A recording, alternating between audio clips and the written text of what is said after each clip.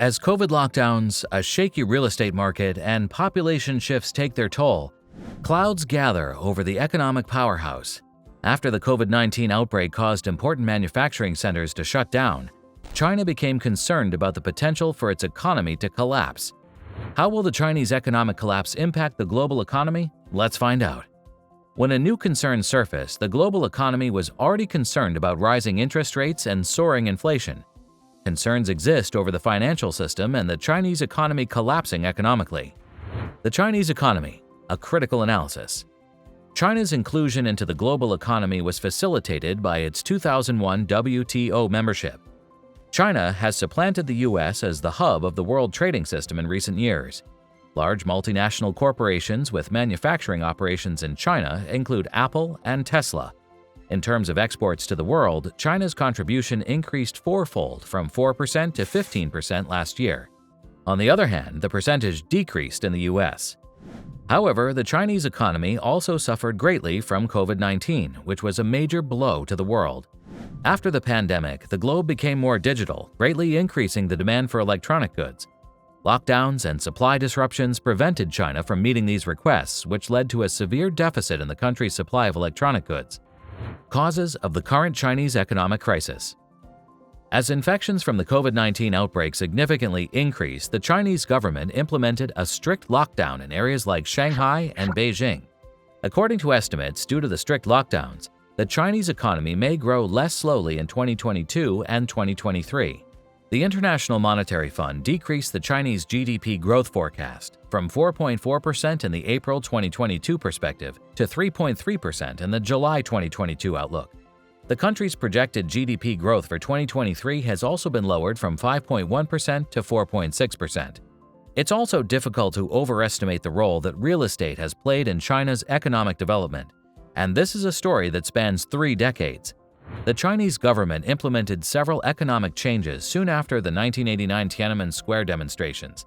According to Anne Stevenson Yang, co-founder of J Capital Research, which publishes studies on Chinese-listed firms, one of them was to place all the burden for social services on local governments and yet provide them none of the funds. According to Stevenson Yang, the municipal government's approach was to monetize land.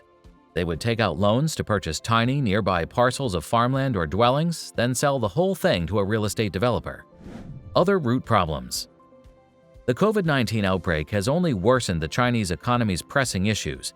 The global financial crisis of 2008 is the foundation of the current issues. In this period, the government effectively guaranteed the bank's ability to extend loans.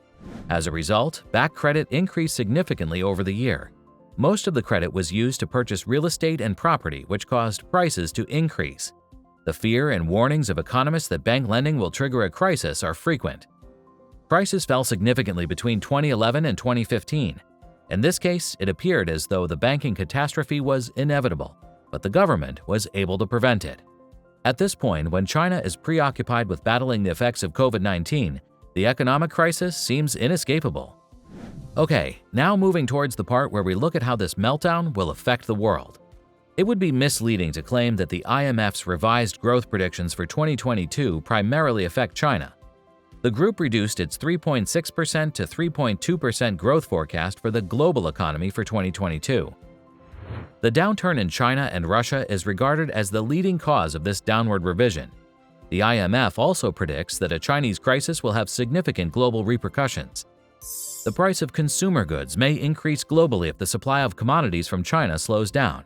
Furthermore, the nations that heavily rely on exports to China will suffer if there's a fall in Chinese demand for commodities from the rest of the globe. Overall, the slower global economy would have a negative effect on financial markets. However, unlike its commerce sector, the Chinese financial markets are not well integrated with the rest of the globe, which is a comfort.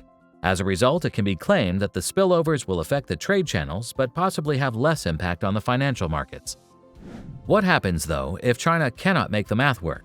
If the nation cannot produce growth that is among the highest in the world while restricting the rise of its cutting-edge tech companies, managing electricity shortages, and reducing its reliance on debt and real estate? When does dissatisfaction become societal unrest? According to Gunter, a lot will rely on how much the economy slows down and how much the public weighs the advantages of these crackdowns against the disadvantages.